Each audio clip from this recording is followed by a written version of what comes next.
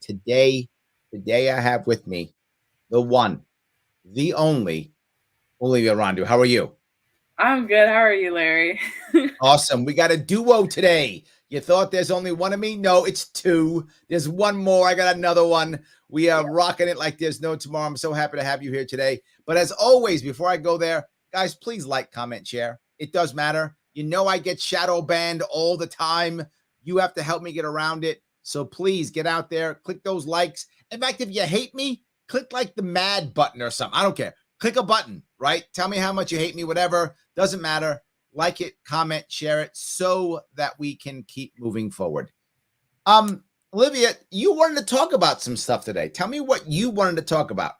I did want to talk about some stuff. There's a lot of election drama going on. There's a lot of drama in the Democratic Party going on. We were talking earlier about how the Democrats are basically piling on Cinema and Manchin, and I think it's hilarious because to me, it's like I'm not going to worship them just because they're like going against the grain of the Democratic Party, but it's just funny to see that they just hate common sense that much to just pile on them like that for something that's like they're acting like they're like a hardcore right winger when they're really not. Have someone like those two senators, Manchin and Cinema, and they're not hardcore right wingers at all. They're not, but they're not being punished for that. They're being punished for not getting in line, right? You're not getting in line, so you get punished for not getting in line. And the only insult I know is to call you the other. So if you're not a Democrat, clearly you're an evil conservative Republican, right? If you're not a Republican, clearly you're an evil Democrat, liberal, progressive, right? I only can call you the other, nothing else. It's pretty funny. I guess it shows the problem with the duopoly and how little thought there is behind it, because it's like, of course, a Republican will call a more progressive or liberal Republican a rhino, like a Republican in name Yes. only, or say that they're a libtard or a secret Democrat or fake MAGA or whatever. So I mean, it's just the same thing on both sides. There's no room for nuance. It's politics. So, and that's the hard part. Jonathan says, heard them called the corporate left. That makes me laugh. Like any of them are not corporate left. Right? But that's, well, those two are the corporate left. The rest of Democrats, I mean, the ones that are trying to raise the minimum wage federally to $15, that's definitely a corporate interest. And Cinnamon and Manchin are the ones that don't want to do that. So, well, this is a point I want to bring up also, right? If clearly I'm not, for all of the further left parts of the bill, right? So clearly I'm not. But that's not really my point right now. My point right now is if I was a Democrat and I wanted those things, I would be very unhappy right now, right? If you're a Democrat and you're like, I want $15, minimum wage, I want unpaid leave, right? I want climate change rules to punish those evil energy companies, right? I mean, many Democrats want that. And now the Democrats are in charge. Yes, I'm using my air quotes. They're in charge, but they're not getting any of that. Like what I'm seeing this bill become, as bad as the bill is, right? It was first supposed to be $5 trillion, then 3.5 trillion. Now it's like 1.5 trillion. And the worst part is the 1.5 trillion is going to wind up being only grift. Now it was going to be grift anyway, right? Like we were going to get grift, but like there would have been a trillion of something that we could see. Now it's just grift, right? And if you're in left, you get no climate stuff, you get no Medicare expansion, you get nothing of the thing the left was supposed to give us, right? The left is supposed to give us all these things.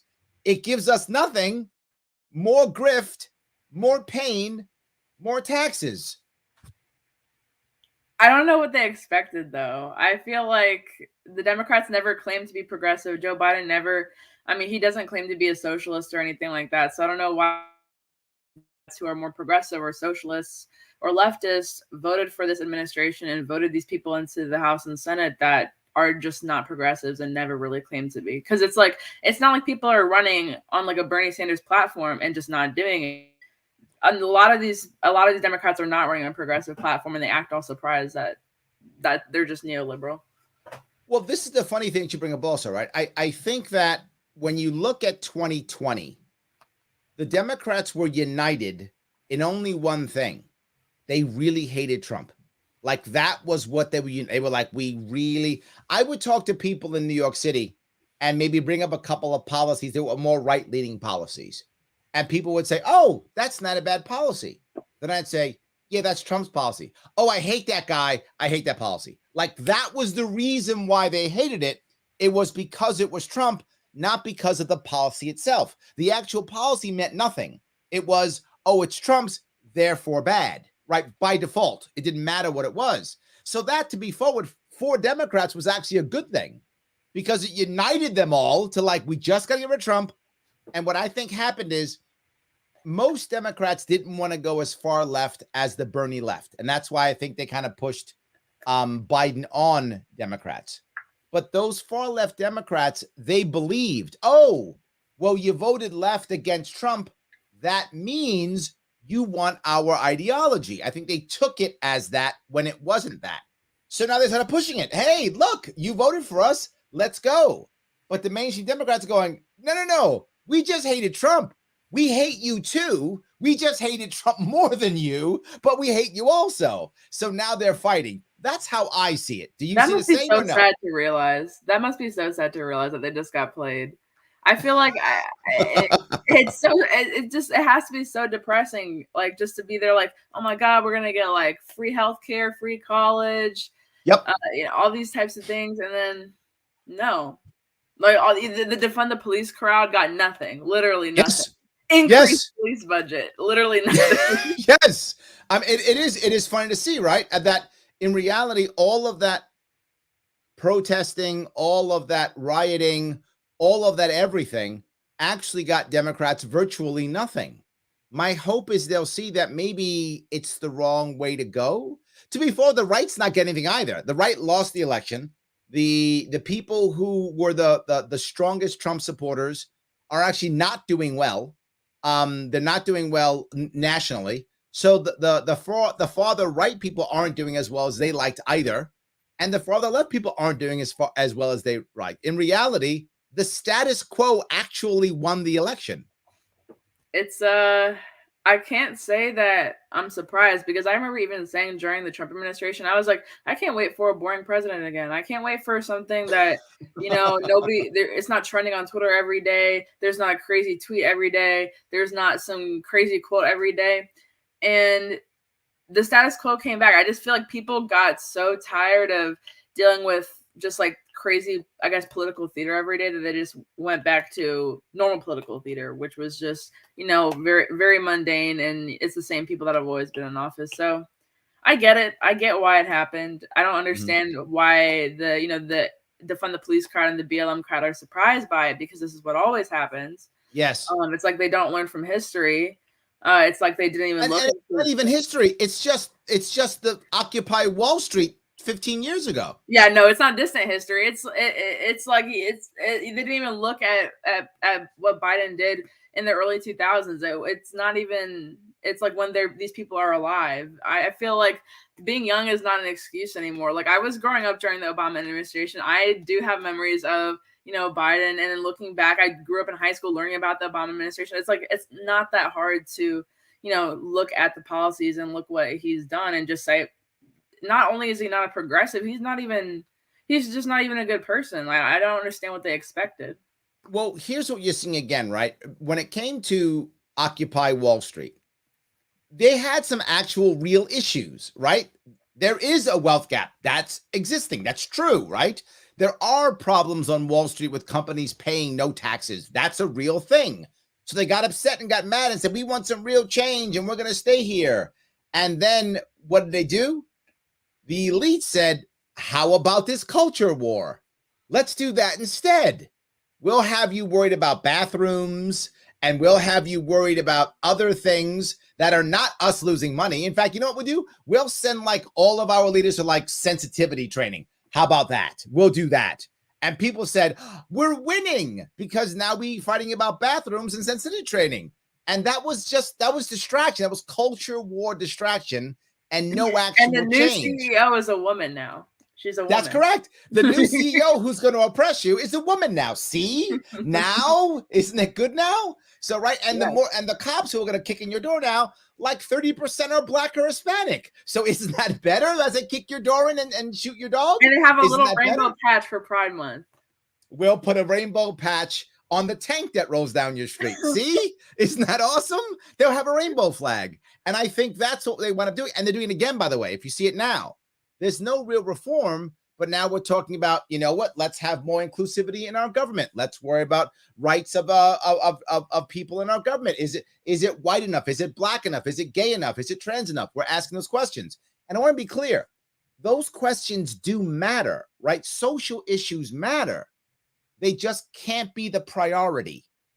And because here's the problem. We worry about things like access, which I do too. But I would rather have a better system and an improving system that allows for more and more access than immediate access to a garbage system.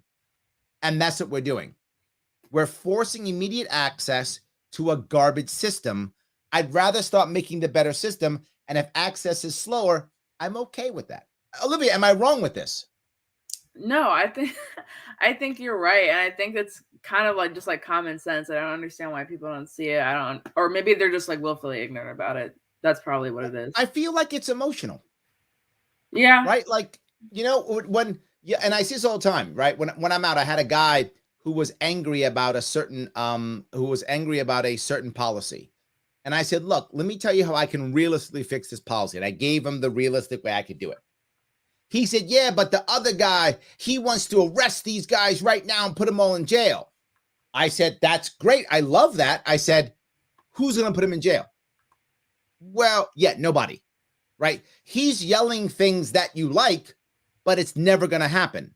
I'm going to give you a real answer to fix the system that'll help you in the future. And you want that guy. He's like, yeah. And the reason why I say it is because emotionally, that guy's right.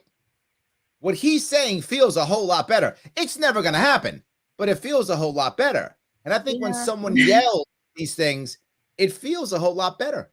Equality, equity, feminism, you know, all these things, helping the community, helping refugees. It's like, it sounds great. It does. It feels good. Free everything sounds fantastic, actually. I would love free like education. I would love free healthcare. That sounds awesome. I want free everything. Let's do that. I love it. Yeah, you should run on that. I got to run on that. Free everything. I might win the governorship that way. Free everything. How? Shut up. Free everything. But how? Just free print everything. Just print more money. Just print more money. We'll just make everything free. That's it. If you don't do it, I'll put you in jail. Easy day. So Christy says, if cancel culture gets out of control, maybe the red and blue can cancel each other out and we can move on. I think she actually has a point on this one. What I mean by it, as we begin, whoever's in charge begins to cancel, right? Whoever's not in charge begins to absorb. So if you remember, if you go back when Trump was in charge, the Republicans were hardcore Trump. They were like, if you don't worship Trump, you're out, right? It was hardcore. And Democrats were, I don't care where you stand, as long as you hate Trump, you're on our side. Now the Democrats are in charge. They're like, nope, you must follow our rules, say our words, speak the way we speak, or you're out. And Republicans are like, do you hate socialism? You're one of us. Yeah, or now it's like, do you hate like mandates? You're one of us. It really doesn't matter. There's a couple of one issues that they're just, you know, which I understand because they're big issues. It's a little bit deeper than, do you just have a blind hatred for this politician? It's a little bit deeper. So I give them a lot of credit for that. Yes, but I think you see whoever's in charge begins to cancel because I'm in charge now. So you have to do what I say. I feel like that's how it is. It is. I mean, I feel like I see this all the time on Twitter where somebody makes a criticism of Biden, and it doesn't have to be a conservative. It could be a leftist who is mad that Biden is not far left enough or whatever. Yes. And could be saying, oh, I don't think Biden is fit for office. He looks really old and he doesn't make sense. And somebody will respond, get out of here, Trump. Get out of here, MAGA cultist. Get out of here, Republican. Like, there, again, no room for nuance. Everything's so partisan. If you criticize Biden, you're just on the other side. You're just a far right nationalist, and that's the only reason you would criticize Biden. It wouldn't be for like the crime bill. It wouldn't be for like racist statements. It wouldn't be for like not supporting school desegregation. It wouldn't be for a slew of things. It would just be because you hate Black people for some reason. There we go. Dave says Romney is a rhino and Sinema and Manchin are dinos. Part of me wishes politicians in both of these parties had to actually live their rhetoric and ideology for 25 years. You know, that's an interesting point, right? Do these people actually believe any of the rhetoric? I think Dave has a point there, right? The part I feel about the dino part, right? What Manchin and Sinema are saying, Manchin's, if I remember right, he's against the capital gains tax, the unrealized capital gains tax, and Sinema is against any raising of taxes on this at all. Which seems like amazing, which seems like a common sense thing. I mean, I'm gonna be real. I recently learned what unrealized capital. I recently learned what it is because I'm not into stocks. I'm not into all that. And so when I realized basically what it is you can be taxed on the unrealized gain that you had that you didn't even reap the benefits from. You're like, your stock could go up and down. You're taxed on this high amount, which you don't even have. I don't understand how anybody could be for that. Rich. Well, no. Let me explain how this works. And some of you may not know this, so I'm going to be clear on how this works. What happens for people who are very wealthy? I don't mean rich. Like, I don't mean someone who makes a lot of money. That's rich. I'm saying wealthy. That means you have a lot of money. You have it, right? You're not making, you do make money, but you have a lot. You own a lot. You have lots of assets to the point where in many cases, some of you may not know this, you have what's called a family office. A family office is literally a group of financial advisors to take care of your money.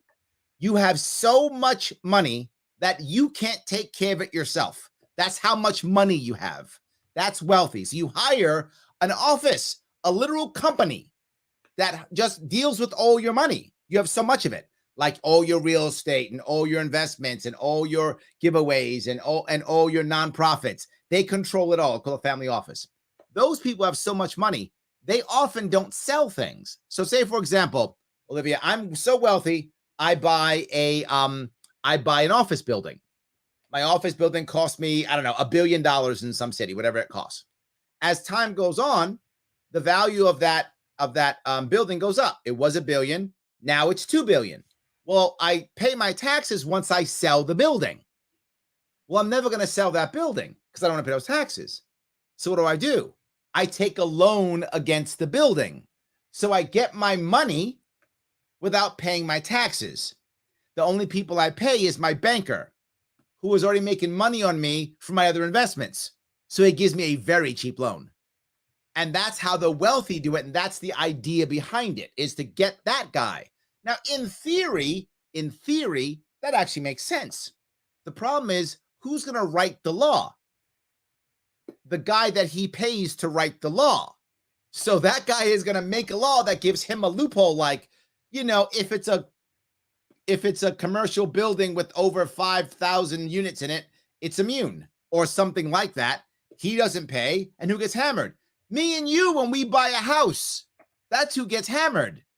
When we buy a house, we get hammered. Because in that case, think about this, and if this happens. I buy a house for $200,000 in a certain area.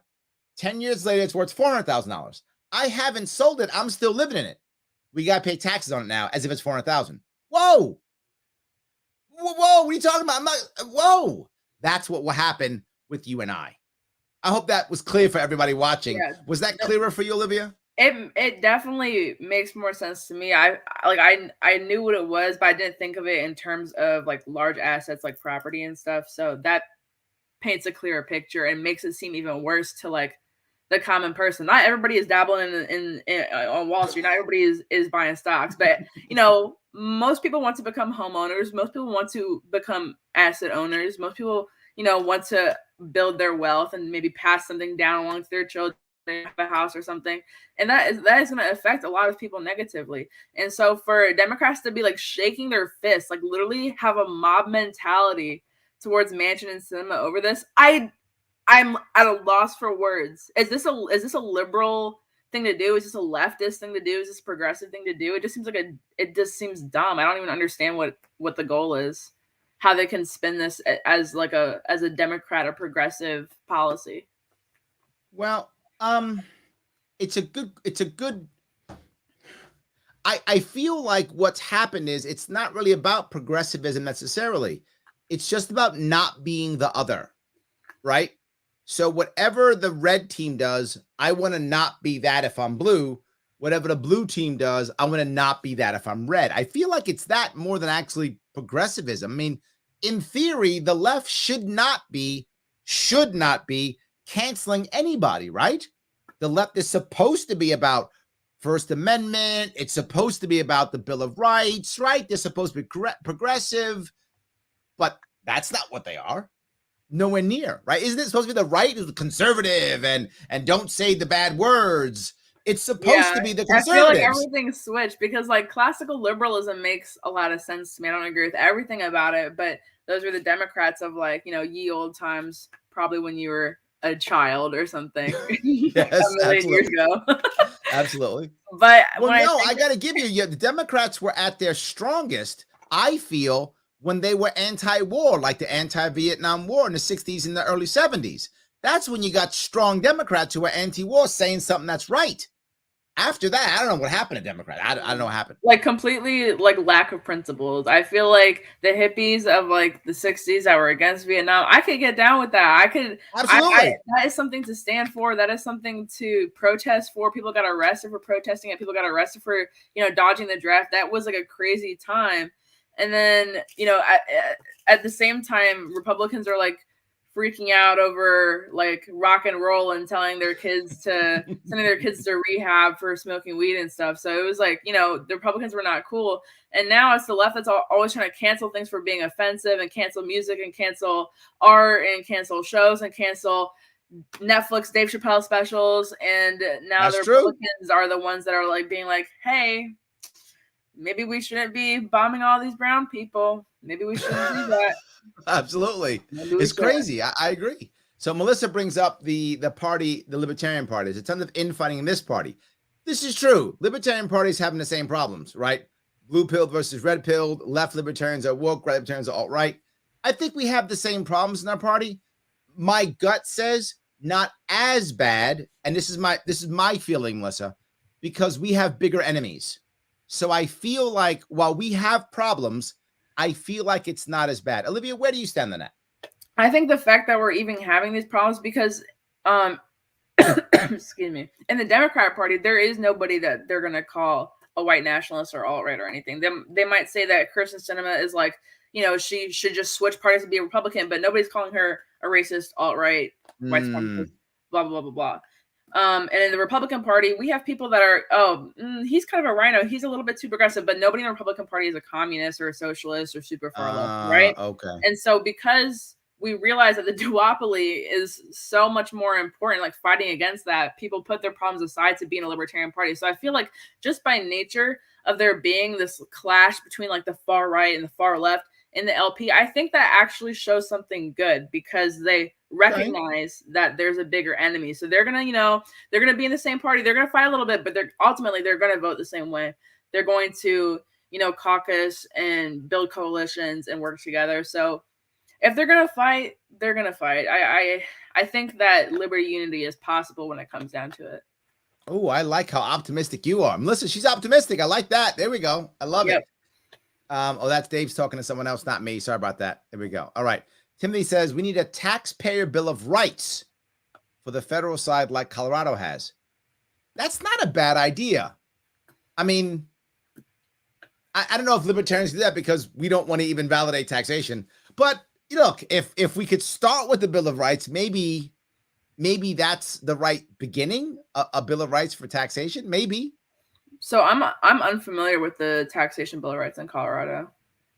I think what he's saying is that you want to create one that says, what you're taxed for, things like that, right? I mean, I think that's the concept, right? So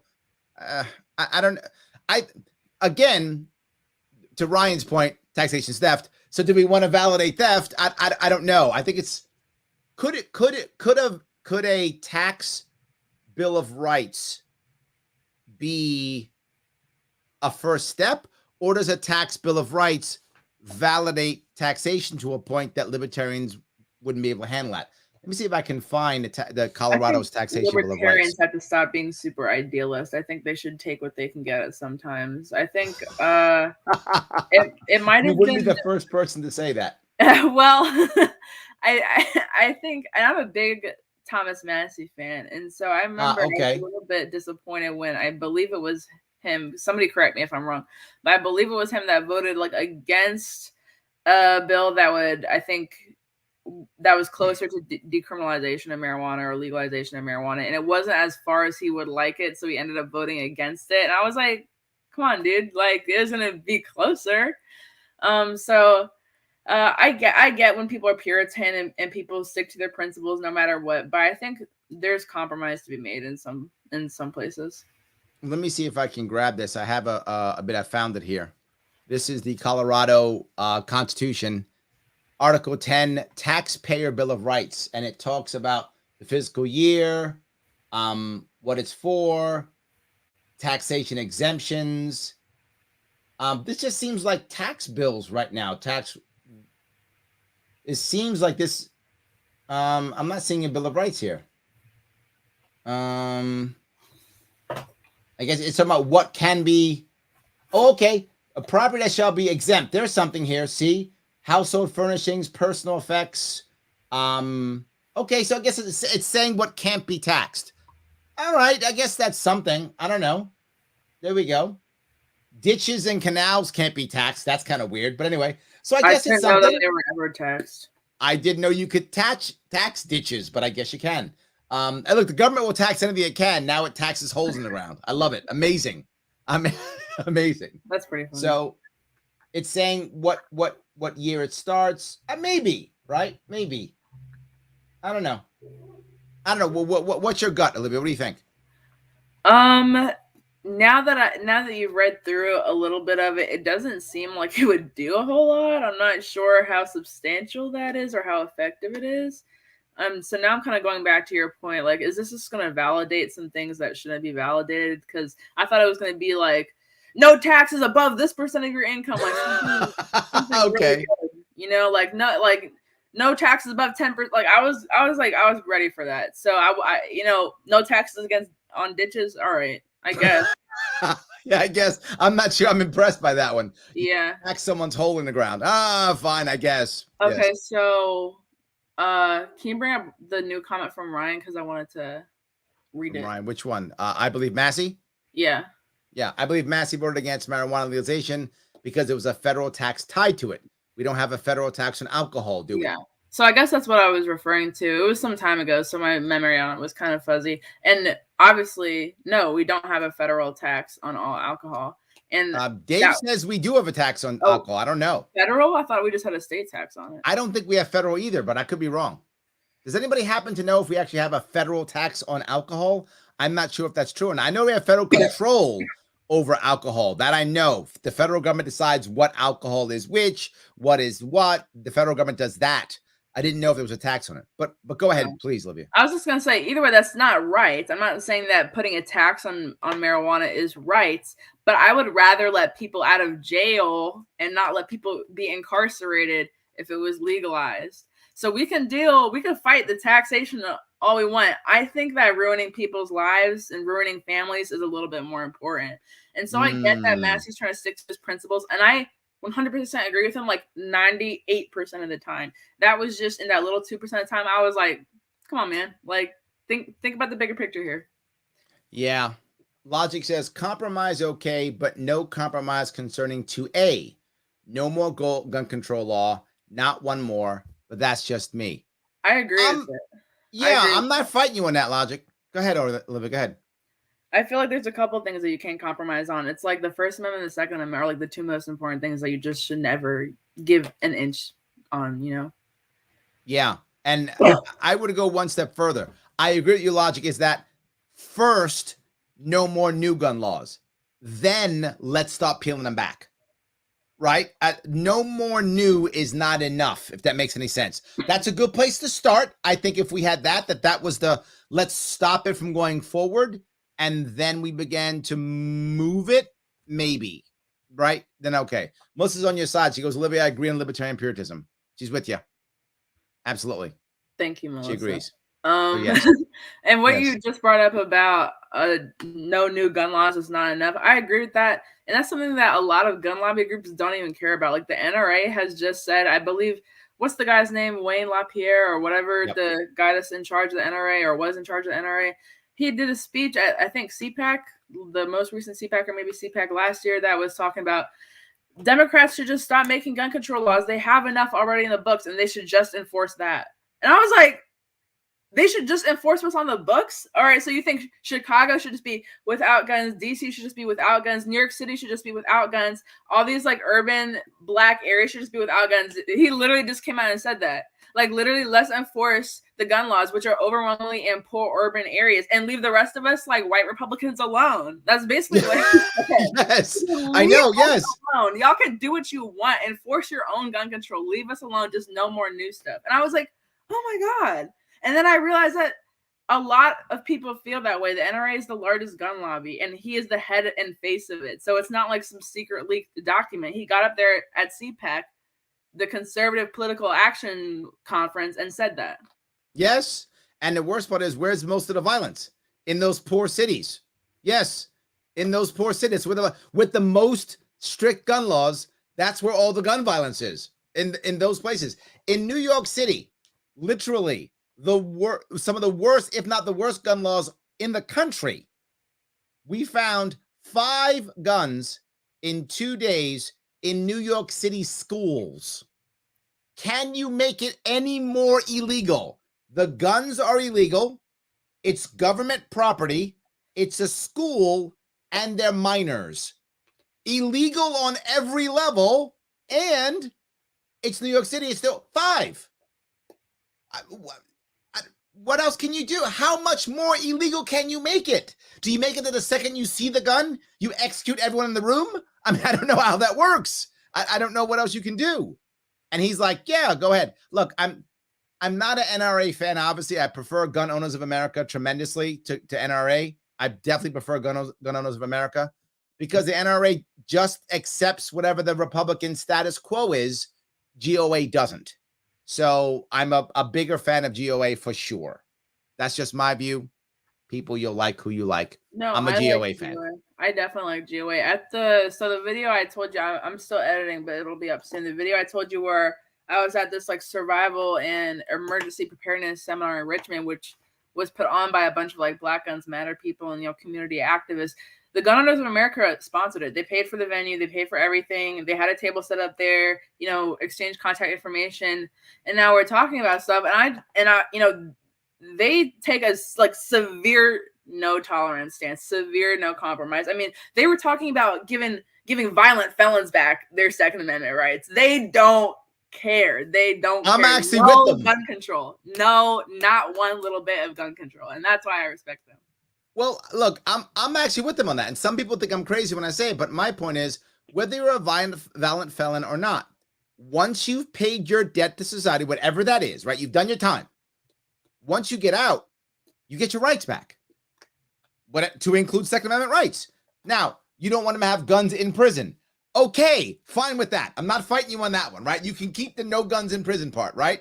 Even though there are guns in prison. But I'll keep that, no guns in prison. But once you get out, once you've done your time and you're out, you should get all your rights. You should be able to vote, own land, have a firearm. It should not matter. You have paid your debt. Move on. I actually agree with them completely. I don't care if it's violent or not. I agree with it too, because I just take the stance of, and as a woman, I think about this. Would you want like a rapist to have a gun? Would you want a murderer, a child abuser, someone like that to have a gun? I'm of the opinion that if you can't trust somebody to have a weapon to protect themselves in society, they should not be in society. We should not be letting out murderers and pedophiles and women abusers and child abusers out of prison. They should just stay there. We don't have to take away, somebody like somebody who had a DUI's gun rights for the rest of their life. We don't have to take somebody who had a felony amount of marijuana on them for the rest of their life. I think that violent criminals who are clearly not able to be rehabilitated, like, you know, a child abuser or something like that, just don't let them out. That's it. Well, or that's one option. The other option is try to rehabilitate them.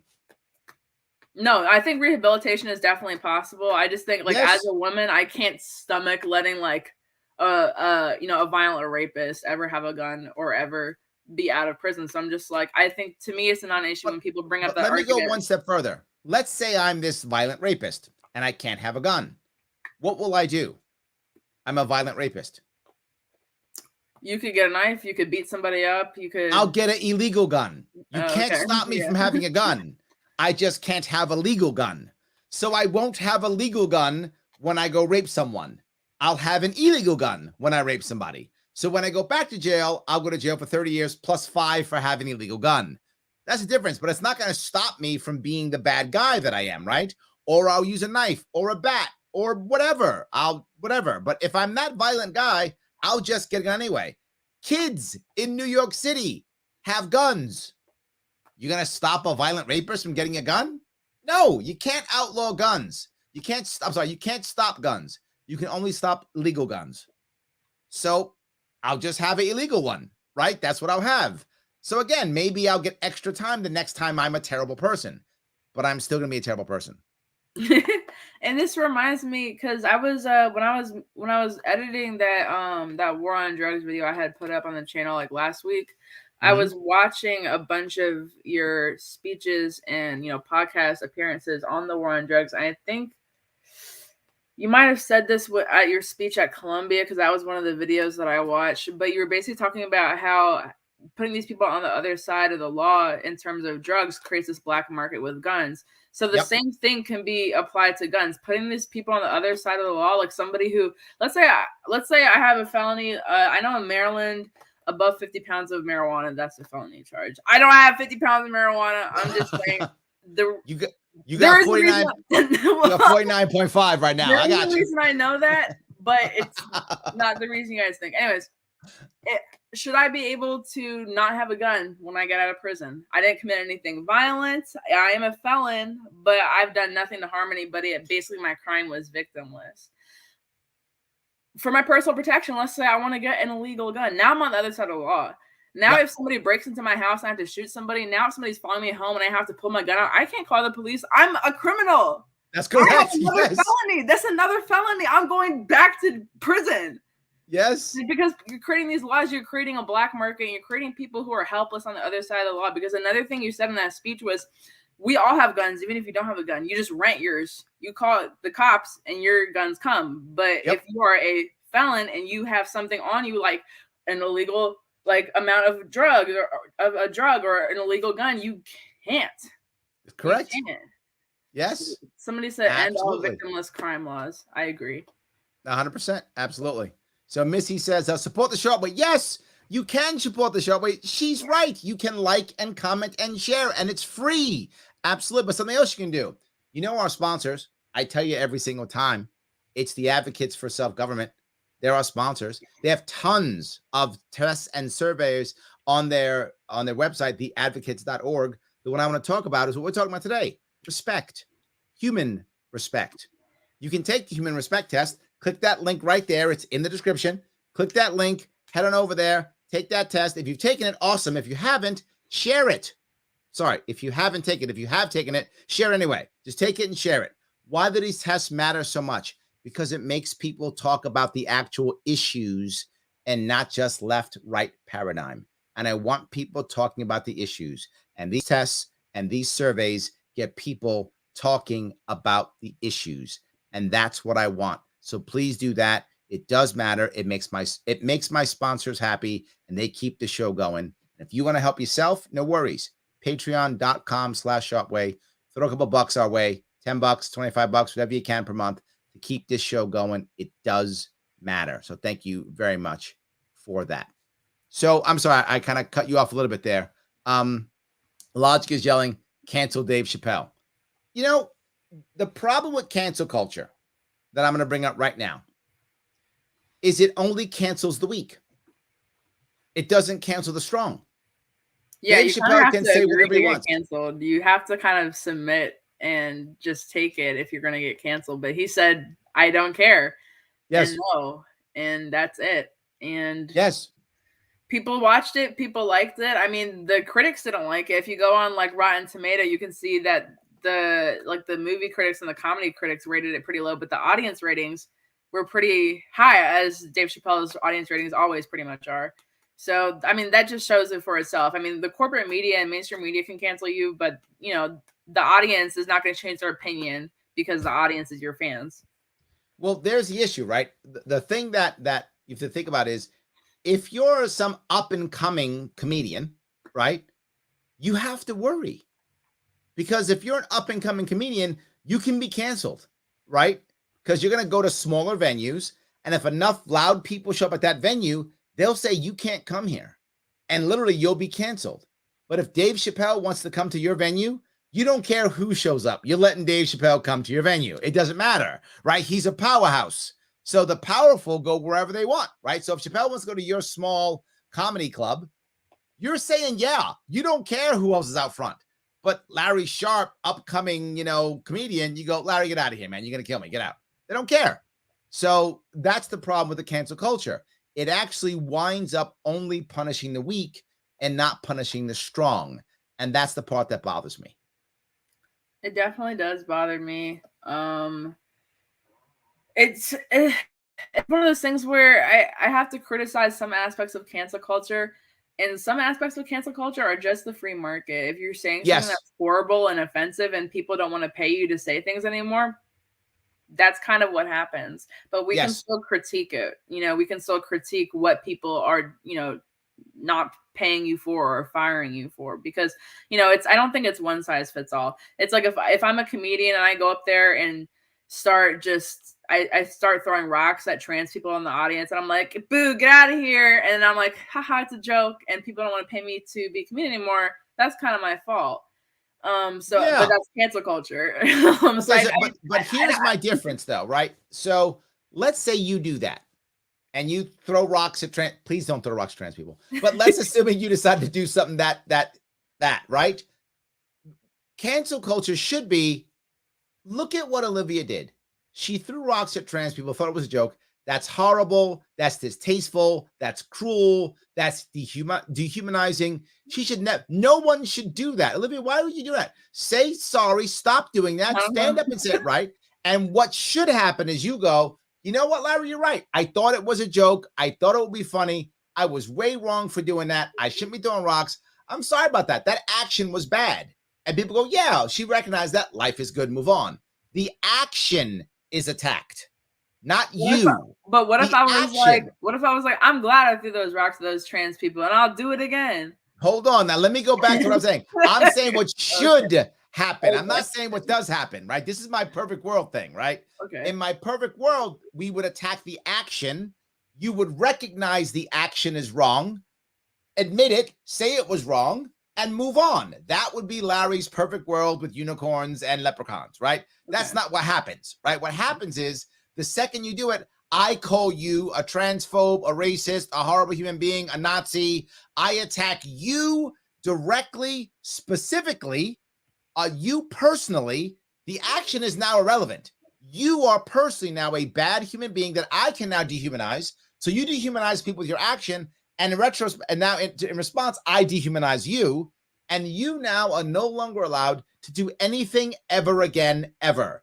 You must now keep that stain on your life for the rest of your life. You can't have anything.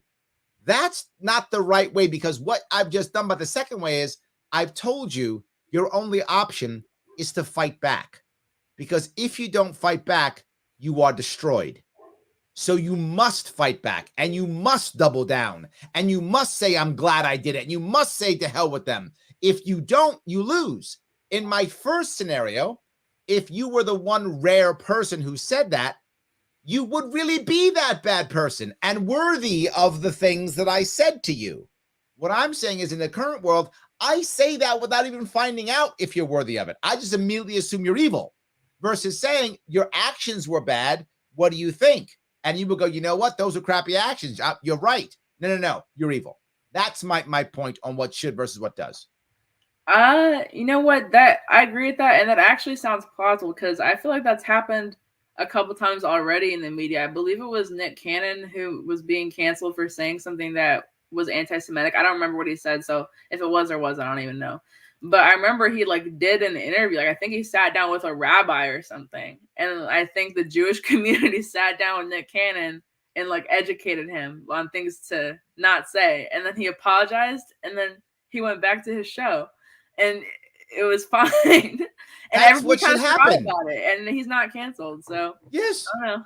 That's what should happen, right? That's what should happen. Look, I don't know that specific situation, but I could understand that if you're part of an Orthodox Jewish community, you know what real, persecution's about. Like, that what it's about. It's about camps and death camps, and that's what it's about. Saying a bad Jewish name, which is bad, but compared to death camps, you know what? Let's have a conversation, is all I'm saying. I think that they could get that. That's worth a conversation, right? I think that's a big piece. And I remember, this is an interesting personal story of mine. When I was a kid in high school, I worked at a bank, and it was a German bank. And the bank, this is back in the 80s, 70s and the 80s. And at that point, the German government was still giving, I think it still does, reparations checks to survivors of the Holocaust and some of their family members. And so they were still sending checks out. But this is before the age of the internet. Physically, the checks went in the mail, right? And we had to hand them out and stuff. So I was actually a check stuffer. That was my job in high school, to stuff checks. So I'd stuff these reparation checks in envelopes. And sometimes people would come to the bank and physically grab them. And I remember meeting people who actually were, this is the 70s and the 80s, who were actually survivors of the Holocaust versus ones who weren't. And what I remember still to this day, and I was a teenager, 14, 15, I forgot how old I was, that the people who were the actual survivors of the Holocaust, meaning had the tattoo on the arm, right? Actual, were in the camp. Those people were some of the most lovely and happiest people that I'd ever met. They were like so happy to be alive. They loved life. They talked about positive stuff. They weren't mad because they were in a German bank. They didn't care. But some of the people who weren't were those who were descendants who weren't even in the camps. Some of them were so angry and so like disgusted they were even in the German bank. I was like, wow, you weren't even in the camp. You're working into a German bank. You're picking up a check. And the people who work in the bank, most of them are American. They aren't even German. Right, most of them are American who work in the bank. Some of them were German descendants, but most of them were just Americans who worked in the bank. And the vitriol from people who weren't even in the Holocaust was surprising to me as a teenager. I assumed that the people who were in the camps would be the angriest. You were in a camp, right? I'm assuming you're the maddest of them all. But I didn't see that. I saw the reverse. That's very interesting, and I can definitely see why that is. I feel like I have it's kind of similar experience with my grandparents, especially my granddad, because, my grandparents, they grew up during segregation, well into their adulthood. My granddad's 85. So, he dealt with that, and he was in the military. So he had to deal with racism and segregation while he was in the Air Force. And it's very funny because you would expect, some people expect people who went through like horrible traumas by white people and racism by white people, like they're going to hate white people, or they're going to hate the system, or he's probably not proud to be an American, right? Because he served his country and his country treated him so badly, when he came home. And that's not the case at all. No, He's so happy. He's so proud to be here. He's very patriotic, tells like awesome stories about being in the Air Force all the time.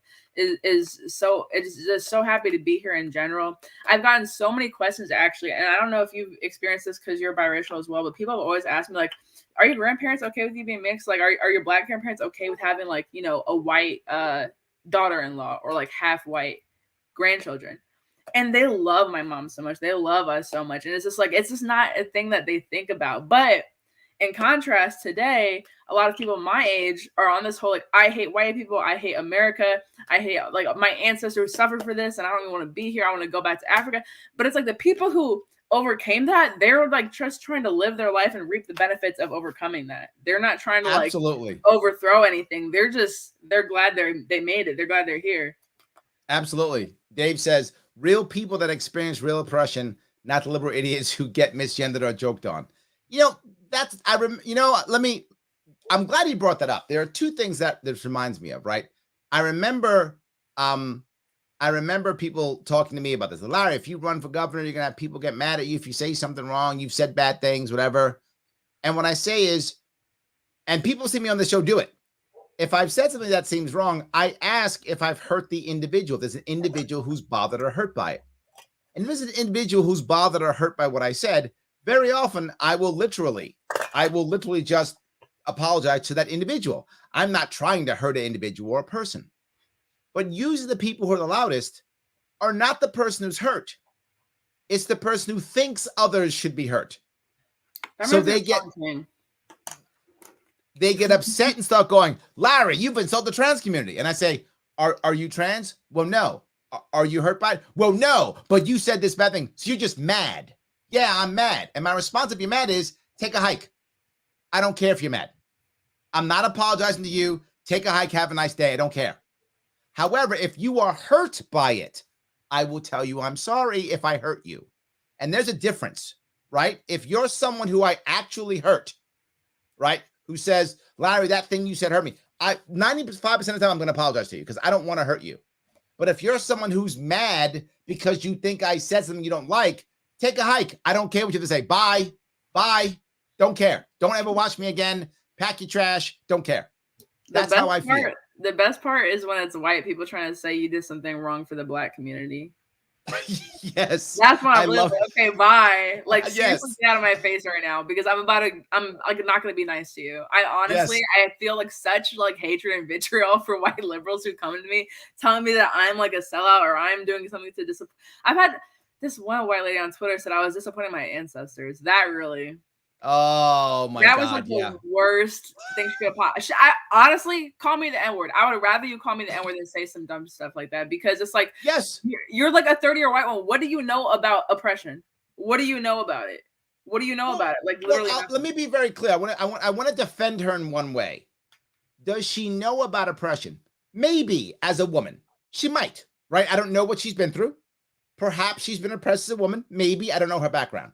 But if that's your case, then deal with that issue, right? If she has been oppressed as a woman, and maybe she has, I don't know her background, then open your mouth about that because that you would know about because that affected you. But why are you opening your mouth about my stuff? I'm not asking you to save me. Now, if I'm asking you to save me, that's different, but I'm not. You want to know the best part? The post that she made this comment on had nothing to do with race. It was saying that it was actually about, it's similar, it was before this Dave Chappelle thing, but it was actually a tweet about how people are overly sensitive to like to not offend like the LGBT community. And this is why they said, you are a shame to your ancestors. You're like so right wing. I don't know. I was like, why do you think my enslaved ancestors would ever give a crap about any of this? Absolutely, yes. Ancestors are like sitting there, be like, oh my, that Dave Chappelle, he just went too far with that joke. Like, what are you talking about, lady? Like, that was an insane person comment.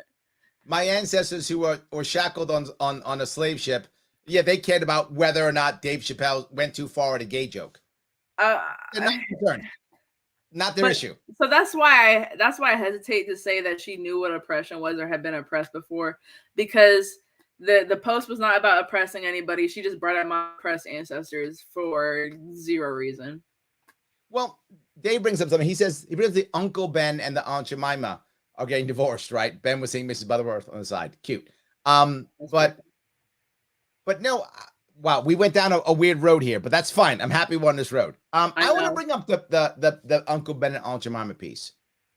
This goes back to culture war, right? People were worried about, hey, things are not good. We're fighting. We're upset. They were about police brutality and the war on drugs.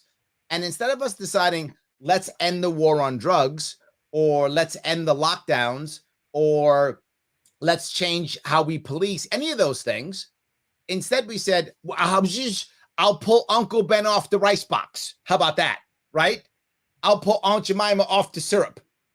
That'll make you happy. And I think to myself, I don't really care about either of those. Like, I wasn't sitting at home mad about Uncle Ben. I wasn't, in the store going, Uncle Ben, racist. I wasn't doing that, right? I mean, it wasn't a thing. And to be forward, it's only my personal opinion. I actually liked the Aunt Jemima picture. It felt like, yes, it felt like mom. Like, I liked the Aunt Jemima. It felt like grandma. Mom's not true. It reminded me of my grandma too. Yes, exactly. It reminded me of grandma. It did. My grandma in Brooklyn. It reminded me of my grandma in Brooklyn. Don't say mom, because your mom is white. So don't say true. Mom. It my mom, my grandma. That's why I changed my mom after I said it. It reminded me of grandma, right? It reminded me of my grandma in Brooklyn. It really did. And that was a warm, fuzzy feeling for me. I didn't mind Aunt Jemima at all. Uncle Ben didn't connect to me at all. I had nothing to do with Uncle Ben. Didn't mean anything to me. But Aunt Jemima was good. Aunt Jemima was good. I liked it. Like, it wasn't a bad feeling for me at all. And so anyway, but they gave us that, I guess. So should we be happy? I'm not sure. I would have preferred ending the war on drugs or police reform, but I guess I'll take Aunt Jemima. That's what I'm saying. I'm like, who is sitting at home thinking like, this is their voter issue? This is their important thing that we have to really, really harp down on, and we really have to make a big deal, because it was a big deal for so long. I feel like because of like the BLM riots, and because of like George Floyd's death, like ignited so much, and it ignited so many grifts, honestly, that people were just trying to appease the Black community any way they could. And not by people, I mean corporate interests and politicians. Yes. Not really the everyday person. And not really in areas that matter, but people were just trying to do anything, like grasping at straws to not offend Black people, to the point where it's like, we're going to erase any type of image of a Black person's face on a product because it might be offensive to one person. Nobody's really complaining about it. Like I didn't see anyone really complain about it. I grew up with it my whole life, never had an issue with it, didn't know it was an issue. The same thing with, I believe it was on the Land O'Lakes butter, the Native American woman that's on the Land O'Lakes thing. She was also taken off. I don't understand that. It's just, why? So let's make sure there's absolutely no representation of people of color anywhere. That'll make it better. I don't know why that's a thing. I don't. But again, this goes back to my point though. That becomes culture war. I feel like I'm winning. See, look, Uncle Ben's off the rice. Win. But nothing's changed, right? The same problems are still there. The same issues are there. And I'm gonna go down a road that some people don't like me to go down. But George Floyd didn't die because of a bad cop. The bad cop killed him, but he didn't die because of that. He died because of the lockdowns. The government killed him. Lockdowns, along with the war on drugs, is what killed George Floyd. Why? Prior to the lockdowns, George Floyd had a job. He was actually clean. He was actually coming back. Security guard or a bouncer or something. Yes. Lockdowns happened. Lost his job. Couldn't see his kids anymore. Went back to drugs. Gave in a bogus $20 bill because who knows if he was high or not. I think he was high, right? Who knows if he knew what he was doing or not. Did that. I've accidentally paid with a bogus $20 bill before that I didn't know was bogus. I just got it from, I don't remember exactly where I got it from, but I remember I was at the gas station and they did the little marker thing, and I was like, oh man, and they were like, it happens all the time. So he may not even have known. We don't even know. Who knows? But my point is, he wouldn't have been on drugs, and he wouldn't have been there because he would have been at work. So if it wasn't for the lockdowns, George Floyd isn't dead. George Floyd's dead because of lockdowns. Take away lockdowns. George Floyd wouldn't have been killed that day. How do I know if he would have lived? I have no idea. But he would not have been killed that day if it wasn't for the lockdowns. He'd have been at work and he wouldn't have been on drugs because he wasn't on drugs before the lockdown and he was at work. So you took away his job, you took away everything, and now that's what happens. What do you expect? You got a guy who was already in trouble. George Floyd had failed many times in his life. He was already in trouble. He had finally had some opportunity and the lockdowns came and finished him off. That's what finished off George Floyd. It's the lockdowns, because there's no reason for Chauvin to be there if Floyd's not there. Nothing happens if it wasn't for the lockdowns. The government lockdowns killed George Floyd. And I know that makes some people unhappy, but that's true. No, I think it's true. I've never really thought about it that way. I've always thought about, I didn't even think that Derek Chauvin was like setting out that day to murder somebody. I don't think he even went to the scene and was like, I'm going to kill this guy. I don't think he put him on the ground thinking, I'm going to kill this guy. So I don't think it was, while it is his fault, I think it's more representative of overarching theme with the way that police departments handle small crimes such as that. There's no reason to get all physical and, you know, pin someone by the neck.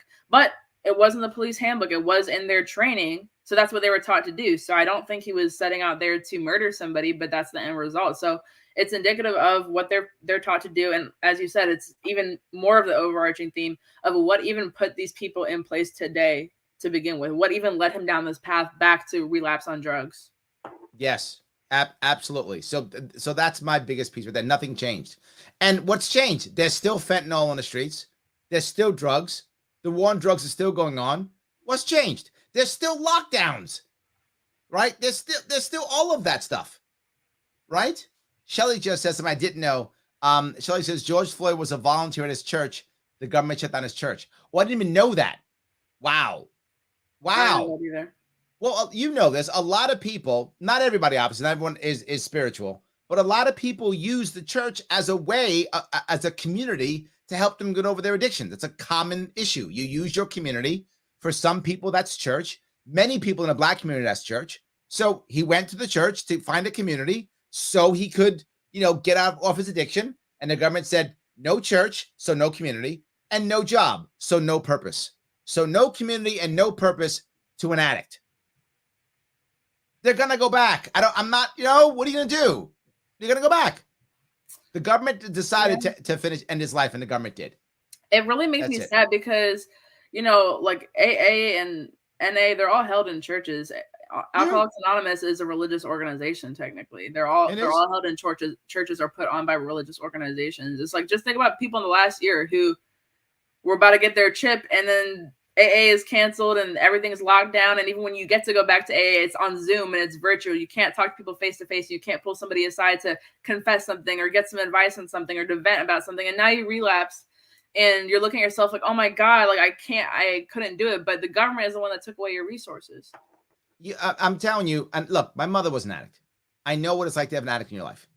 And what I'm saying is, if I was an addict, I would rather risk COVID. That's all I'm saying. If I was an addict, I would rather risk COVID than miss my meetings. That's what I'm saying. Because the hell that addicts go through when they relapse, and if anyone has an addict in their life, you know exactly what I'm talking about. If you're watching, you are an addict, you know exactly what I'm talking about. The hell you go through relapsing and coming back, you know what? I would understand if you would gamble on COVID. Because even if you went to the hospital for COVID, it might be better than going back in that hell of relapsing and then having to try to come back out of that hell. You know what? Gamble on COVID. And I don't decide that to be forward. You do as the individual, you decide that on going through COVID or not. And the government has said, no, we know better. It's life and death, Larry. What do you care about addicts? Because I know what it's like to have an addict in my life. And you don't see them for literally a year or more. And some of you know what I'm talking about when you have an addict in your life and they go away and you can't find them for literally a year or two, sometimes longer. And when they come back, they're a different person. Or when you see them, they're in jail. Not the greatest thing to happen when you have an addict in your life. That's all I'm saying. So I'm sorry. We're going down some dark roads, Olivia. It's your fault. I'm blaming you. I'm sorry. It's okay. You can blame me. It's all your fault. Right. I love it. It's all your fault. That's good. Okay. Yes. Craig says Larry's spitting fire tonight. I appreciate it, my friend. I am trying to make stuff better. That's all. Yes. So anyway, Shelly says addicts are essential too. Look at that. You're right. They matter. Everyone matters. Everyone is essential. I completely agree. David says addiction is hell. Thank you, David. And maybe someone decides their hell would be a gamble with COVID versus a gamble with addiction. I don't know what demons you are struggling with. I don't know what demons any individual is struggling with. And I don't get to judge your demons. You do. I don't get to judge them. And you decide what demons you want to fight and the way you want to fight them. That's simply the way it has to work out. That's between you and your family and friends and those who love you. I'm sorry, I'm getting a little bit preachy, but it just bothers me when government decides who's essential, who matters, and who doesn't. It bothers me very much. So yes.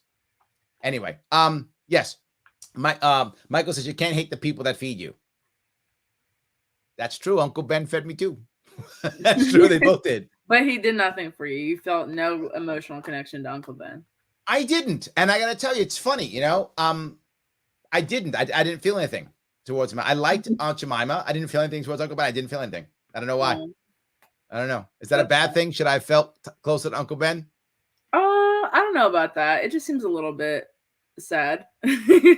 Yeah, I didn't. And my father was black. So, I mean, but no, I guess I felt closer. Maybe it's the feed thing. You know what? Maybe Michael's right. Like my father never fed us. Like he was totally traditional male, total traditional, never fed us, never cooked, ever. If he had to take care of me, we going out to eat because or I'm not eating. He's just never feeding me ever. That's who he was, right? My mom was the one who always cooked. And when we went to his mom's house, his mom, my grandma, always cooked. There was always food in the house. So I think that's where I grew up more traditional household. So I think that's kind of how it was. So I never felt like dad feeds you. Which is funny, in my household, I do feed my kids. But that did not happen in my when I was a kid. So maybe that's it. Maybe Michael's right. I didn't care about Uncle Ben because men never fed me when I was a kid. That's like some deep, like, psychological analysis. I don't know where you. Michael's got me on the couch. He's got me on the couch. Yeah, tell me about your father, Larry. Michael's got me on the couch already. It's not good. Oh my gosh. Yeah. It's good. Yes. It's like therapy. Love that. Tom says, I love when people try to tell Martha Bueno, it's Latin X. That's always fun. I love Martha. Yes, that's very funny. Yeah. This thing that does bother me, right? How does someone who's not part of a community tell that community what they should be called? I don't know. It brings me back to this time in elementary school where my principal made an announcement over, like, we had in the morning, they would bring out, like, they would wheel out the TV and we watched the morning announcements on it. And the principal was on there and she held up a piece of white computer paper and a piece of black construction paper. It said, "We're no longer calling black children black. Look at this piece of paper. This is not the color of a black child. We call them African American. Everybody called the black students African American." And I was like, that's kind of weird, because even when I was like 9 years old, I was like, I'm not African. You know, like I had never really identified as African American even as a kid. And I wouldn't say I was super racially aware until I was a little bit older either. I think I don't know if you experienced this, but when I was a little kid, I feel like I was unaware that I was mixed. I felt like my parents were just different colors and not like I didn't know what race was. So I was like, my dad's darker. That's it. When I was younger, I grew up in the ghetto. They call it the hood now, but I grew up in the 70s. We didn't call it the hood. The hood started in like 1990 is when it started being called the hood. Prior to that, it was called the ghetto. I grew up in the ghetto. All my friends were black or Hispanic. I just thought I was black. I thought my mom was the weird one. To be forward, and I don't always share this, we used to call ourselves the N-word all the time. That's how we spoke. I used to use the N-word daily. That was what I grew up in. Like, we like, yo, what's up, ma? That was the thing we said to everybody. I can't even imagine you saying that, Larry. That's how I grew up as a kid. When I was 6, 7, 8, 9, 10, 11, elementary school, we were all N-words. All of us were. It's what we did. We didn't know any better. So for someone to we used to tease when we used to watch like shows like Good Times, and they would say there's like Negro, please. We thought that was funny. Yeah. Right? That was funny. Oh, Negro, that's funny. That's what we used to think. But we called ourselves black all the time. I mean, I didn't realize, it's going to sound so stupid, but you'll get it. I didn't realize black people were a minority. I guess if you just grew up in that environment. I grew up around black people and Hispanic people. I grew up in a diverse environment too. I didn't realize, but it's like I would feel it's not majority black. I would say it's probably Hispanic, but a lot of people who look like me. There's a lot of like biracial kids, a lot of interracial couples in my area because it's been diverse for a while. So it's not abnormal to be mixed here. And then when I went to school in like an all white town, and people were so confused by it, and I was just like, everybody looks like this where I'm from. Like, it's just not a big deal. And then I didn't realize how white the rest of the country is. Like, I traveled to Missouri last summer, and I did not see it one single black person. I was there for a month. I didn't see one single black person, and I was door knocking. So I was door knocking like 50 to 100 doors a day. And how did I not see a single black person? They just don't have them. It was like pretty far from like any city. Like, it was an hour and a half south of St. Louis. So there was really just no minorities there. And that was so eye-opening, because I was like, there are people that definitely go months on end without seeing a minority, because I went a whole month there and didn't see a black person. So I was like, I don't know. I remember, because it seems it's probably so easy to be a little bit ignorant, not out of hatred or bigotry, but just because you don't see people like that on a daily basis. There's so many things I'm gonna bring up on this one. All right, let me walk down a couple of these roads with you. The first one is I moved out to the suburbs when I was like 11, 12.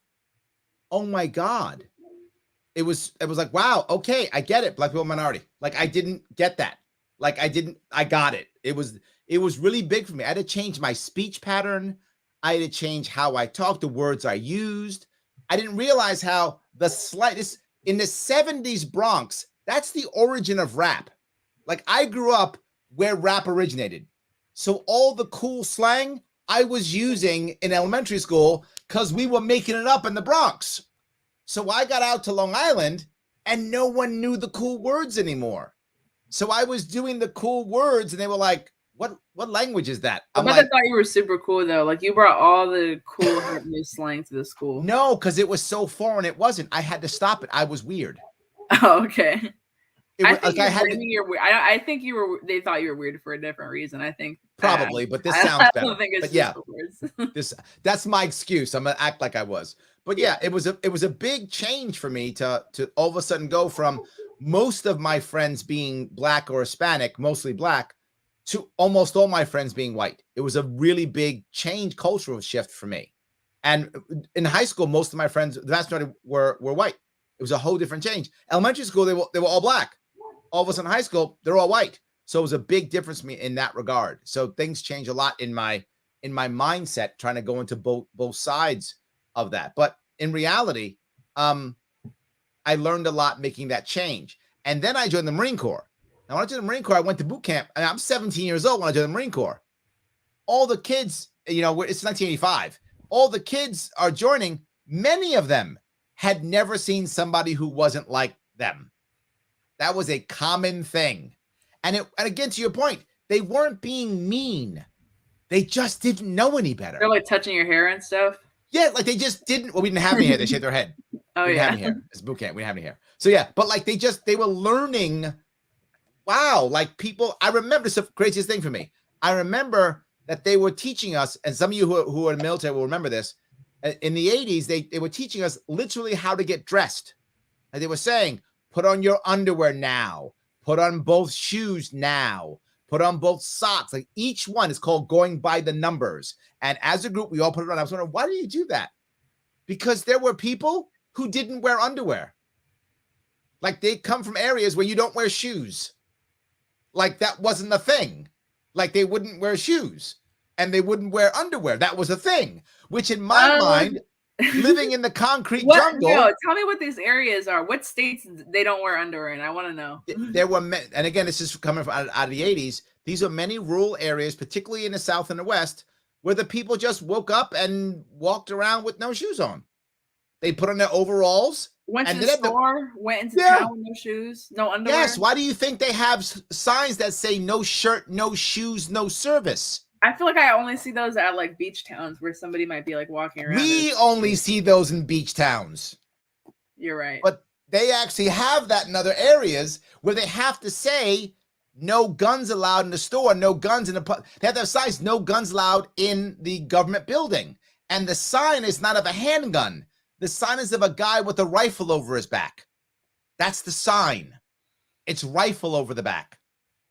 City people don't understand that at all. That's a foreign. But if you live in a rural area, you get what I'm saying completely. If you're watching now, rural area, you're like, yeah, I'm gonna need Get it? someone to confirm that they grew up in the 80s and they did not wear underwear. I'm gonna need somebody. There we to go. confirm that. I'm sure Please, somebody will say it. somebody speak up because I think he's lying. Somebody speak up right now.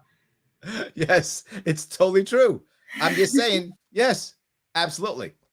You'll find that there were a lot of people who just didn't wear socks or didn't wear shoes or didn't wear underwear or just that kind of things. They were teaching everybody to be the same because we just didn't think that way. So anyway, I'm yapping away, but yes, you keep blaming me correct. for going on tangents, and then you talk about tangents even more. Well, I got to blame somebody. Okay, you're here. That's fine. So yeah, absolutely. So Jonathan says, "Lol, I grew up in the South, still live here. If I can go without shoes, I would most of the time. See, they don't wear shoes. I don't understand that. Told you. Where do y'all be walking with no shoes? And I'm going back 30 years. So now 40 years now. Wow, I'm old. Damn, I'm old. Okay, I'm going back 35 years, right? So 30 years ago was 1991, Larry. There we go. Yes, absolutely. So yeah, Christopher says, I'm still not wearing undies. See that? He's already in. He's still not doing it. Absolutely. Yes, absolutely. That's great. So yeah, but Dave says they couldn't do the Jeffersons of Good Times today. And I think you're right. And the sad part is what many people don't get is the Jeffersons, Good Times, Cosby, before we knew he was a racist. I mean, a rapist, not racist. Yeah. Where my head is. A rapist. Before we knew he was a rapist. Cosby before that. Fresh Prince, right? I mean, these were all shows that did more for racial unity in our country than any law ever written by any politician. I mean, it made it. I remember Colin Powell, who obviously passed recently. One of the things he said that stuck with me, not the Iraq war garbage, but before that, one of the things he said, I actually would have rather had Amos and Andy on TV, even though it was racist, than Cops.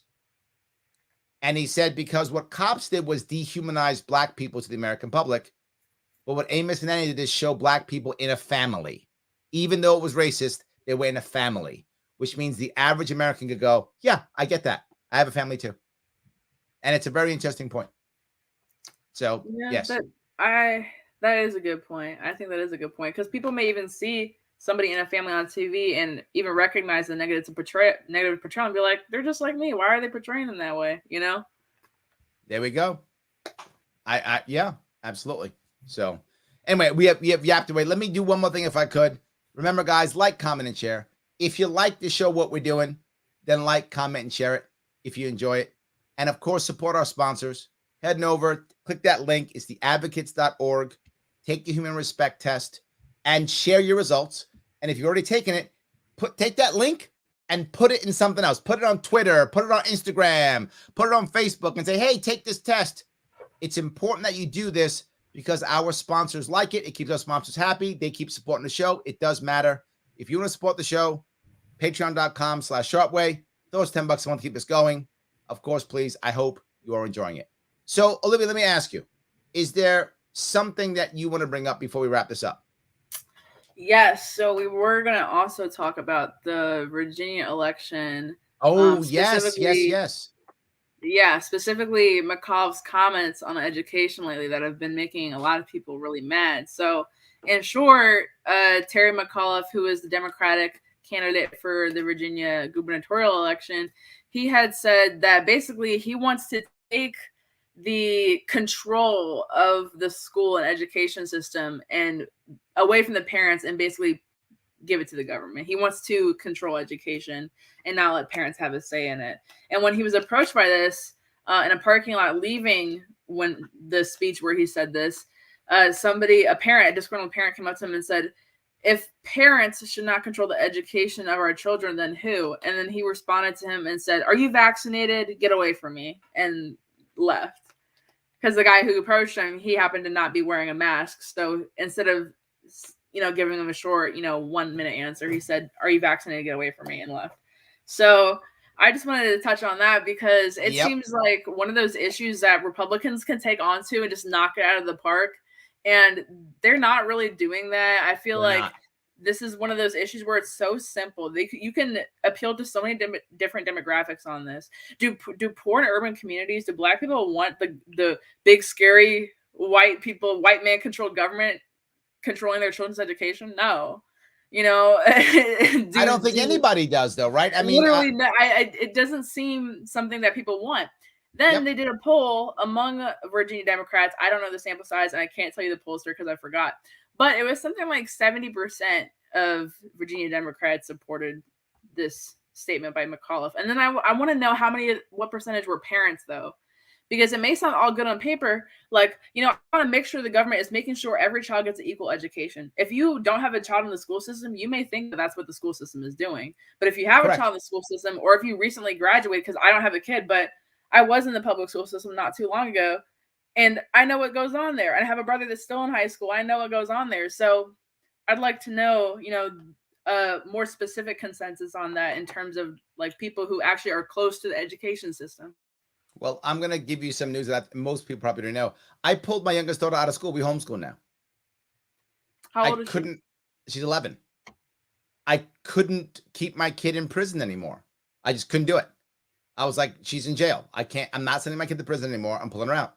And that's not an easy thing for me to do, right? Because I live in New York City and they don't give me any extra money to do this. And anyone who homeschools knows you just pay your own way. So now my wife is basically at school doing schooling for her, and we have to pay a tutor. So we're just spending more and more money and we're still paying for the school taxes, right? The whole deal. So we're paying for other kids to get put in prison while we have stuff to pay for my kid to get taught. So it's terrible. I think the war on parents, as Tom is saying here, the war on parents is going as well as the war on drugs. War on parents. I like that term because it illustrates it perfectly. Because what other reasons do they have to do this? They've even tried to designate parents who are standing up to the school systems as domestic terrorists. Thankfully, they retracted that and the government apologized for it. But it's like, what the heck? It is a war on parents. They literally try to designate parents as domestic terrorists. That is a war on parents. Yes, it's a war on parents, and that a governor would say, we don't want parents deciding what kids learn. That is literally the opposite of how our education system began. How our system began was local schoolhouses. That's how it worked. Now, you might go, well, Larry, they may not get good educations. That's true. It's possible. 100% it's possible. However, big however here, if a local area starts to fail, other areas can help and assist. But what happens when an entire state fails? Everybody pays the price. People are human and they'll make errors. It's what people do. But every system should be set up to assume an assumption, to assume a failure, and then to repair, not to assume perfection if we just have enough laws to make things happen. But more importantly, let's say that parents decide that the kids should learn stuff and they're wrong. It's not good, right? It's not good. They're making a bad decision. It's still their kids, and it's their decision to make. Yeah, I think the same thing about like critical race theory. I think it's wrong for, you know, Governor DeSantis or whoever. I think it was DeSantis that wants to do a statewide ban of CRT, because it's like, I understand what you're saying. Is critical race theory appropriate for elementary school students to learn? I personally don't think so. I would probably pull my child out of school if they were teaching that. However, if these parents at the school board meetings are going to show up and say, we want our children to learn this and we're paying tax dollars so our children can learn what we want them to learn, then do it. I don't think we should ban ideologies. I don't think we should ban curriculums. Like, for example, like the big thing before this, especially during like the 90s and I guess 80s and 90s, was like creationism versus science and evolution. And people, I mean, essentially creationism is banned unless you're like in a private school. I don't think that any theory should be banned. I think just provide an alternative. Like literally, if the parents show up to the school board meeting, they take a vote, and 95% of the parents are like, you should teach this as a theory, as an option, then, you know, who is the governor or the president to say ban? So here's my problem with that, right? Let's say you say, well, no, Olivia, you got to teach the science. You can't teach creationism. Let's say people say that. It's great. If you're a parent who really wants your kid to learn creationism, and you're in an environment where most of the parents want their kids to learn creationism, aren't you going to teach to them anyway? Aren't they going to believe it anyway? Aren't they going to hear it in the church anyway? So you can teach them in school and say, I'm not going to teach that in school, as if now that the parents are not going to teach their own kids that. I know lots of people who still think creationism is fine, and they all went to science class. Why? Because their parents taught them that, and they believe that. And that's fine. Do I believe it? No, I don't believe in creationism. But that's fine. I don't. You can. It doesn't affect me if you do. Say again? There's going to be a hit piece that Larry Sharpe believes that the earth is like 6,000 years old. It's fine, whatever. I don't believe in it, but it's fine. But again, this is my issue. I don't care if you do. I'm not mad at you if you do. I'm not upset at you. I'm not going to insult you if you do. You were raised in a way that's how you think. All good. My question is, are you a good person or not? If you're a jerk, I don't care if you think the earth's flat or not. You're a jerk. If you're a good person, I don't care if you think the earth's 6,000 years old or not. I don't care. You're a good person. It doesn't matter to me what your background is in that regard. It's irrelevant. And I can't stop it anyway. So why would I bother, right? Even if I wanted to, I can't. The only way I could possibly stop it is if we give out all the information and people get it, and the right people have the right examples and the right communities and the right growth patterns, and people follow it. That's it. That's all I care about. So yes, I'm actually with you. I'm actually against governors not just forcing mandates, but also being against mandates. I'm with you. I think the local people should pick it to the best of their ability. However, there's another piece to it. You have to make it easier for people to create private schools and homeschool. Oh, absolutely. You've got to do both. If you make it right now in certain areas, realistically, they're stuck with the private school.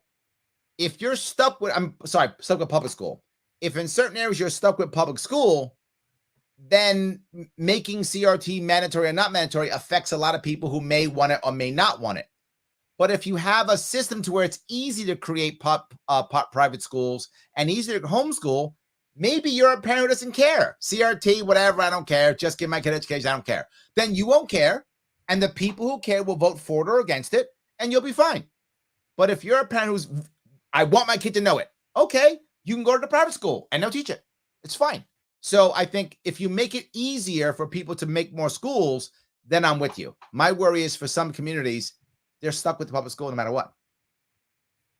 I agree with that, but that's part of the reason why I believe that parents should be able to go to the school board meetings and vote on these types of things, because they have no other option. They can't take their tax dollars and go to a charter school, and they can't take their tax dollars and go to a private school because those may not be an option, or they just can't afford it, because not a lot of people can afford to pay taxes and then pay private education on top of that. Many people, their only option would be a situation where they could take their tax dollars allocated for their child and take it to a charter school or a Montessori school. Like, they have programs and options like that, but not everywhere. So that's why I think that it's important for parents to, take charge of these meetings. And it could get 100%. Crazy. I've seen a ton of crazy videos lately of parents being like, pro mandate in the classroom, like pro mask in the classroom or anti-mask in the classroom. And I think that's good. I think it's important for parents to show up to the meetings.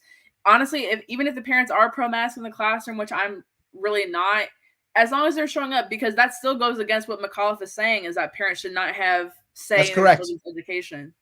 Look, I'm not mad at in New York City, all the kids are masked all day. They can't talk. They're literally in prison all day. Many of my friends send their kids to prison every day. I'm not mad at them for it. It is my opinion. It's a terrible idea. And I took action and I pulled my kid out. But if you want to send your kid to prison, you're the one who has to deal with your kid being a prisoner and all the reaction to that. That's your kid. You're dealing with it. And it's fine. It's you.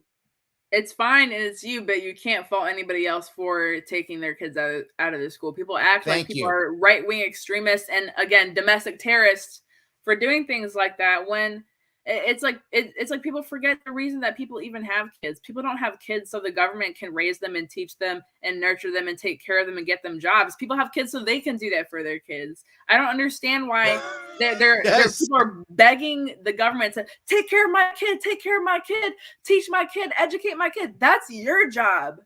That's the parents' job. I don't know why people are I'm with you. I take that. Yes. Jonathan says, I'm not inclined to ban any idea because it ruffles feathers. I agree with Olivia. Banning ideas is an equivalent of mental book burning, in my opinion. Oh, I like that. Mental book burning. I like that. That's very good. I agree with Yes, that. 100%. So Dustin says, my half sister who grew up in a different household is a nurse and a young earth creationist. I'm a geologist, polar opposite much. Yeah, but I bet you still love your half sister, Justin. You're like, oh, I can't talk to her anymore. You probably still love her. I hope she's a good person. I'm assuming she's a nurse, so she's probably a good person. I assume that to be the case. She's helping people. I'm sure she's wonderful. I actually don't care if she's a creationist or not. It's not an issue for me. It's like one of those things where it's like, how is that going to affect my life if somebody believes that the earth is flat or believes that the earth is 6,000 years old? Or like, I get it's a little bit different with critical race theory because I've seen elementary school lessons and part of the curriculum in California and in other left-leaning states where, you know, kids are being forced to like tally up their privilege points or being forced to like, yes, you know, apologize for their ancestors. And that's something that can really mess up a kid. So that's where I'm coming again. We're saying I would pull my kids out of school. I would try to move my kids to a private school. I try to move my kids to a charter school. If that's not an option. Yeah. And that's why I'm worried about my younger kid, right? Yeah. Because my kids are obviously mixed also, right? So my daughter, my oldest daughter, she was in high school and she's still in, I'm getting her to graduate early. She's leaving in January because I can't have her stay any longer. So she's graduating early. So, but the problem is, they were deciding on whether she's privileged enough because she's not fully Black enough. You don't know what I'm talking about, do you, Olivia? Yeah, exactly. Of course you do. I've never encountered that in my life.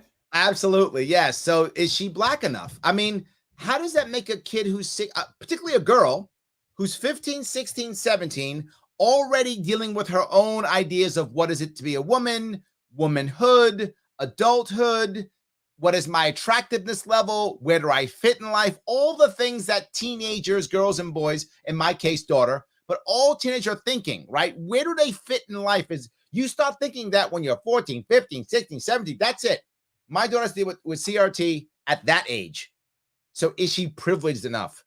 Is she white passing enough? Is she Black enough? Is she this? Wow. My daughter never had to worry about race until recently. Yeah, that's so crazy. I'm curious because I feel bad for not knowing. So is her mom white? Is she a quarter Black? Or yes. Okay. Yep. Yeah, I can see how that would cause issues, and I mean, it depending on who you ask, and depending on how my hair is, some people will call me white passing, especially if I have straight hair. When my hair is like this, I'm obviously not white or not white passing. But it's definitely been called into question. Like people will be like, oh well, even though you're Black, you're light skinned, so you have that type of privilege. Like you have light skin privilege, or you have yes, light skin privilege. I've or heard that like, before too. Or they're like, you know, oh, one of your parents is white, so you're probably rich. That's the main one I get. I'm yes. Like, oh, was somebody gonna tell me? Like, I'm just now finding this out. This is crazy. Yes. They've been hiding that money from you. You get mad at your parents. They've been hiding the money. Clearly. Yes, absolutely. No, but that's my issue with some of that right now. Is it makes kids think about, to me forward, do I have a problem with people talking about race? Not at all. I talk about it all the time. Talking about it's fine.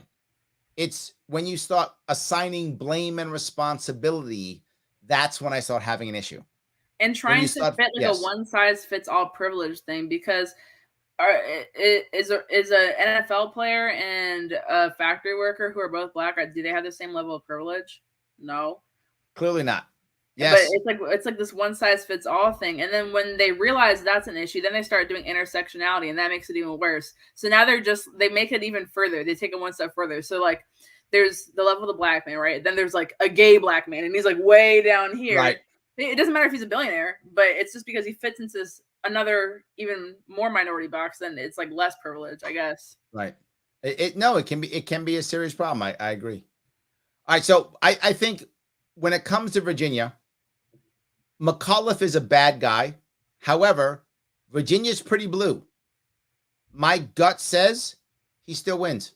Oh, for sure. Because the Democrats like I said, I think that parents would support this less, but Democrats in Virginia, 70% supported that statement. That just shows how far gone it is. Because like you said before, the Democrats used to be the party, or at least used to claim to be the party of free speech, peace, like equal opportunity, freedom. Now we're banning things. Now we're saying the government is going to control your kids' education. That's dystopian. That's like something that the Democrats would say that a Republican would do in like Correct. the 80s. Like, oh Yes. my God, the Republicans are trying to take control and teach your kids, you know, Christianity and that Harry Potter is evil and witchcraft. Like, that's what they would say.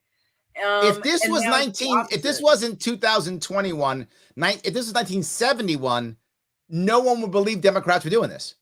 Like, they would think, no, they'd be like, that's what Republicans would do. They would never think this in 1971. Virginia Democrats are too far gone. They voted Totally the blacks. They voted, actually, we never even found out if Ralph Northam was the blackface guy or the Ku Klux Klan guy. He never even admitted to which one he was. It's more likely that he was the blackface guy, because I think that was like one of his nicknames or something in high school or college. But they voted for him again because why? Because the Democrats, because he's not a Republican. That's it. That's the reason. That's it. But let a Republican wear blackface. Let literally let them wear blackface. Let's just see what happens. Somebody should do a social experiment. Well, the reality is, if you're a Republican and you would wear blackface, just double down, because you're never gonna get it. You're never gonna ever live it down. Just go, yeah, I did it and it was fun. At that point, say it wasn't a costume. Down. Say it wasn't a costume. Just say that's how that was, like that Klan hood. That was not a Halloween costume. I'm in the Klan. Just say it. Yes, I was in the Klan. That wasn't what. I was trying to hurt people. I made a mistake. I was in the Klan, because nobody is going to cut you any slack. That's correct. No one's going to cut you any slack. Just say yeah. Just say yeah. I'm a jerk. Right there, we actually took that picture after we got down from burning down a black church. Exactly. Yes. I'm sorry. Yes, there we go. I completely agree. It's terrible. All right, guys, I'm gonna let you all go. Olivia, thank you so much for this evening. It was amazing. I appreciate your time and energy. Thank you so much. This was fun. Everybody else, thank you so much for watching.